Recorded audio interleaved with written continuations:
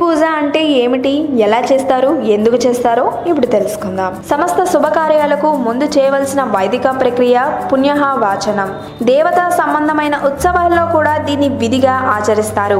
మనుష్య కర్మలకు చేసే పుణ్యహ వాచనాన్ని కర్మణ పుణ్యహామని, దేవత ఉత్సవాల్లో చేసేదాన్ని దేవ పుణ్యహామని అంటారు. గృహాల్లో పుణ్యహ వాచనం చేసే సమయంలో పురోహితుడు వేద మంత్రాలను పఠిస్తూ ఇంటి యజమాని అతని కుటుంబం సుఖ సంతోషాలతో సమృద్ధిగా ఉండాలని ఆశీర్వదిస్తాడు. అలాగే ఆ ఇంట్లో అన్ని దిక్కుల్లో అంతటా పవిత్రత ఉండాలని దేవతల్ని ప్రార్థిస్తాడు. ఆ తర్వాత పూర్ణ కుంభంలో ఉన్న మంత్రపూత జలాన్ని కుటుంబ సభ్యులపైన, అక్కడక్కడ ఉన్న అందరిపైన ఇల్లంతా ప్రోక్షించి తుష్టిరస్తు పుష్టిరస్తు అంటూ ఆశీర్వదిస్తారు. ఇలా పుణ్యహ వాచనం చేసే ముందు తాము చేసే కార్యం నిర్విఘ్నంగా జరగాలని విశ్వకేశుని వినాయకుణ్ణి పూజిస్తారు.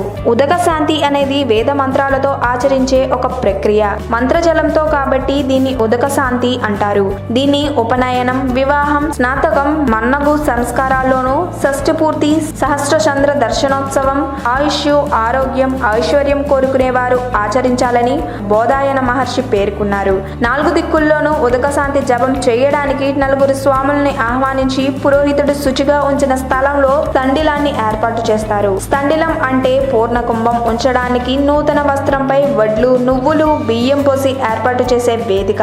ముందు విశ్వకేశన వినాయక పూజ పుణ్యహ వాచనం చేసి ఆ తర్వాత స్థండిలంపై పూర్ణ కలశాన్ని ప్రతిష్ఠించి 4 వేదాలలోని వివిధ మంత్రాలు ప్రక్రియలతో ఉదక శాంతిని పూర్తి చేసి ఆ మంత్రజలాన్ని తీర్థంగా ఇచ్చి అందరిపైన ప్రోక్షించి ఆశీర్వదిస్తారు. ఈ వీడియో కనుక మీకు నచ్చినట్లయితే లైక్ చేయండి, షేర్ చేయండి. మరిన్ని లేటెస్ట్ అప్డేట్స్ కోసం మా ఛానల్ ని సబ్స్క్రైబ్ చేయండి.